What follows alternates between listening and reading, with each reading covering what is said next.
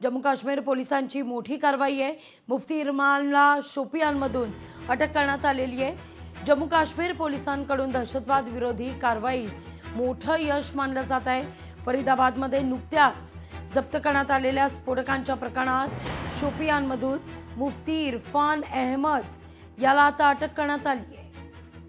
दहशतवादी संघटना जैश-ए मोहम्मद आणि अन्सार गझवत उल हिंद या आंतरराज्यीय आणि आंतरराष्ट्रीय मॉड्यूलचा पर्दाफाश या कारवाईतून झाला असं म्हटलं जात आहे।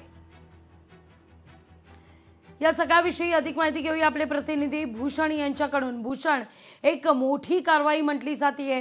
दिल्लीतल्या स्फोटानंतर मात्र अनेक ठिकाणी कारवाईचा आता वेग वाढताना दिसतोय।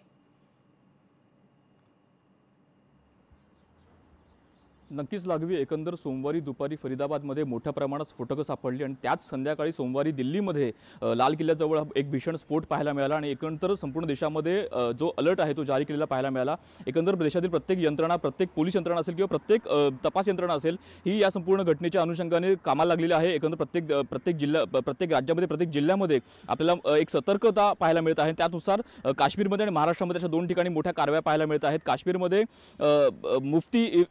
मुफ्ती इरफान याला अटक केलेली आहे। एकंदर त्या संपूर्ण टेरर नेटवर्क जे होतं तिकडे काश्मीर ते संपूर्ण उद्ध्वस्त केलेलं आहे। त्यामुळे जम्मू काश्मीर पोलिसांची मोठी कारवाई आपल्याला पाहायला मिळत आहे। त्यानंतर महाराष्ट्रामध्ये पुण्यामध्ये एटीएस कडे एक मोठी कारवाई आपल्याला केलेली पाहायला मिळत आहे।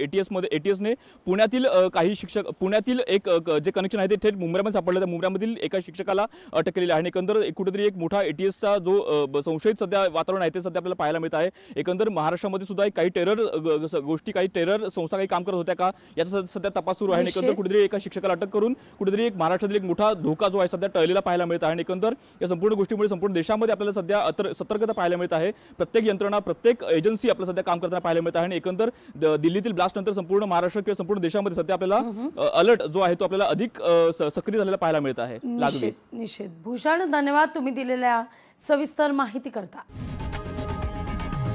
लोकशाही मराठी ऐका, पहा, जागरूक रहा।